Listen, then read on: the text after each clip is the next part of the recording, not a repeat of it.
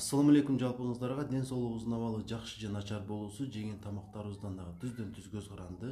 Биз колдонгон азыктар организмибизге 3 түрдүү таасир этет. Биринчи азыктар албетте терс гана таасирге ээ жана ден соолугубуздун абалын начарлатат. Экинчи азыктар ден соолукка оң дагы терс дагы таасир бериши мүмкүн. Ал эми үчүнчү азыктар болсо оң гана таасирге ээ болуп, ден соолуктун абалын жакшыртат. Ар бирине бирден мисал келтире кетейин. Мисалы балыңызды жечү болсоңуз, ал ден соолуктун абалын начарлатат, сиз сезбешиңиз мүмкүн, бирок бул нерсе сөзсүз түрдө болот. Аз өлчөмдө жесеңиз дагы. Экинчисине коонду айталы. Коон албетте ден соолук үчүн өтө пайдалуу азык, бирок бир аз эле ашыкча жесеңиз өзүнүн терс таасирин тийгизе баштайт. Ал эми ден соолукка оң гана таасир эте турган азыктар албетте көп. Ошолордун бири бул кешью жаңгагы. Бул ошол ден соолукка оң гана таасир эте турган азыктардын катарына кирет, бирок муну дагы өтө көп жеген жакшы эмес. Бир күндө 10 даана, жумасына 2 же 3 жолу.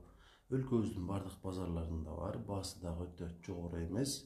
Баарыбыз үчүн жеткиликтүү. Эмне үчүн кешью жаңгагын жеп туруш керек? Ошону айта кетейин.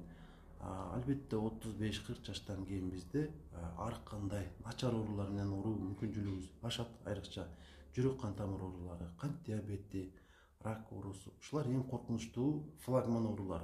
Ушулардын алдын алыш үчүн пайдалуу азыктарга бизде муктаждык көп. Ошол катары кешью жаңгагына дагы.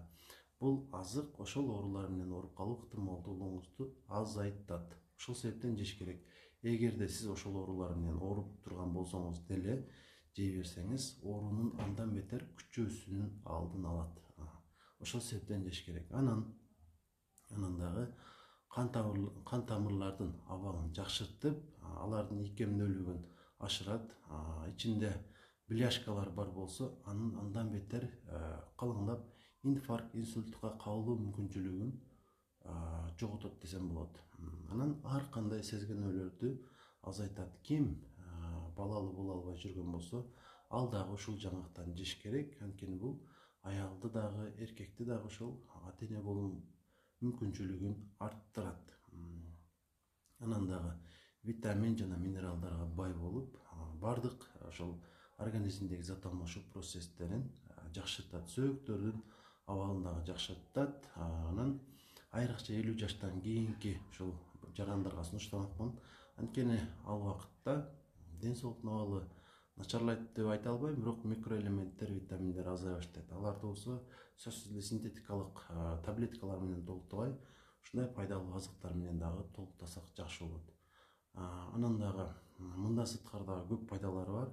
Мен эстегендерим ушулар. Анан башка жаңгактардан бир артыкчылыгы мунун аллергия чакырбайт. Аллергиясы барлар дагы жесе болот.